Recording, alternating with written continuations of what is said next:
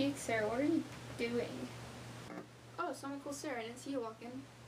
Oh, by the way, I'm actually Nerd Sarah, not Geek Sarah. There's a little difference. Anyways, I'm practicing Morse code. See, here's my name.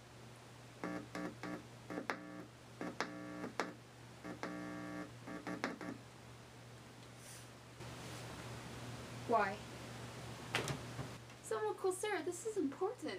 What if I need to, like, radio for help or send a secret message or like, aliens are listening or something? No. I understand. It'll come in useful one day. Like, if there really are aliens. So, yeah, you know, Geek Sarah, or Nerd Sarah, whatever. You're kind of cool. Yeah. I am? Nah, you're still a dork. Well, see you later.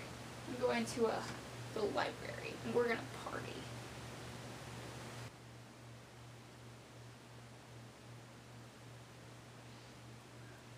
One day, she'll see.